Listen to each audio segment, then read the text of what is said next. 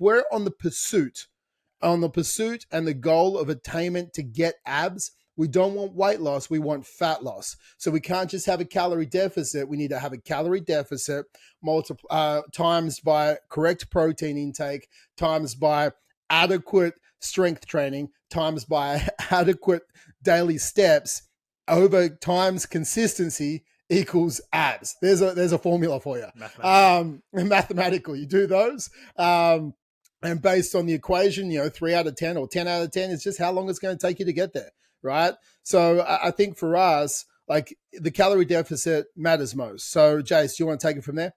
Yeah, this is we've talked about this before in a lot of length when it comes to the maths behind it. And if you're in a 3,500 calorie a week deficit, you're going to lose about 500 grams, right? So looking at the diet side of things, we want to include protein, right? Essentially, for most people, the more protein, the better. But anywhere between 1.5 and 2 grams per kilo of weight, when you are excessively overweight, let's say you're in sort of somewhere between like 120 and 140, when you're getting up above 100, then you can safely go for 1.5. Usually for most guys, that'll be anywhere between 150 and 200 grams of protein a day. So that's like a rough idea of how much protein you should be having. Obviously it's going to be different based on who you are to maintain a good amount of muscle mass. Right. So as long as we have that in there, we're golden. The rest of it comes from the calorie deficit, comes from the steps, comes from eating less calories than you burn. So if we're looking to lose like 500 grams of fat a week, or anywhere between 0.5 and 1% of body fat, of body weight loss a week, right? Obviously, we can only track by weight. There's nothing that's sophisticated enough where we can track body fat loss on a week by week basis. It's just a little bit too granular, and technology is not quite there yet. So don't believe your scales that send electric shocks up through your feet. Oh, I lost 5% body fat this week. No, you fucking didn't. You took a big poo. Exactly. That's all it is. So we create that deficit with a good amount of steps, right? Somewhere between 8 and 10,000 steps a day is a really good starting point for most people. And then by eating less than we burn. So for most people, that's looking at what your total daily energy expenditure is. There's websites that calculate that for you. What is essentially, it's about 22 times body weight in kilos. Oh, yeah, so we'll give what, yeah. So it's like when we're looking at it's like 13 to 16 in pounds. Yep. But for all those Australians, people in the US. Yeah. But for everyone else, it's like if we're looking on the calorie deficit, about 23 times body weight in kilos. So if you're 100 kilos, and you want to lose weight, start with 2,300 calories a day. And that's going to give you the baseline. Okay. So you start tracking that. And if you're super sedentary, you might have to go like a 21 or 20 times body weight in kilos. Because again, this is just an estimate, guys. It isn't your metabolism with your past dieting history, with your muscle mass. This is literally estimation of calories to give you a ballpark figure to start on.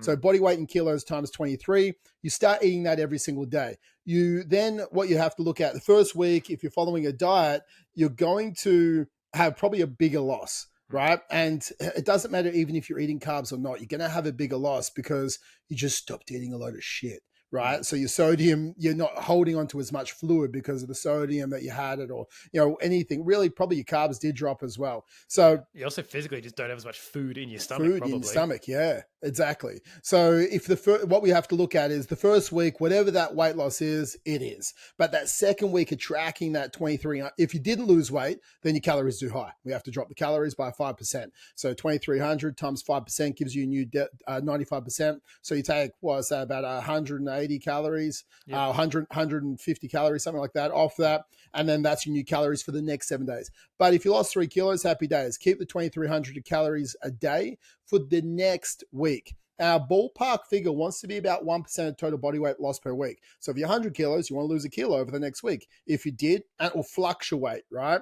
So we want to do a daily weigh-in, guys, and that will give you 7 days of your weight. And then we divide it by 7 and we'll give you a weekly average. If that weekly average is decreasing correctly, then we're like, okay, cool. This 2,300 calories is on the mark for me. So that's how we work out our calories. Very simple. Jace told you before, 1.5 to 2 grams per kilo in body weight for our protein. So if we're looking at it, I'm 100 kilos again, I want to be eating about 150 grams to 200 grams of protein. That doesn't mean you're weighing 150 grams of chicken breast and that's your daily protein intake. It's not the actual, that's the physical weight, right? We want to look at 150 grams of actual protein that you're taking in. So that would be, essentially about 300 grams of chicken, a scoop of protein powder, 4 egg whites, and like, let's say, hey, your egg yolk for your omelet. And maybe, like, 200 grams of a high protein yogurt, right? Yeah. So that will be about 150 grams. We want to have that sort of protein content. Protein's king. The reason is because of the amino acids. We want to try and get our protein in. It helps lean muscle gain. It helps increase our satiety, so it keeps us fuller for longer. So it helps us stop losing muscle mass whilst in a calorie deficit. So we're holding on to that lean muscle mass, or at least minimize muscle loss. Depends on the aggressiveness of the calorie deficit.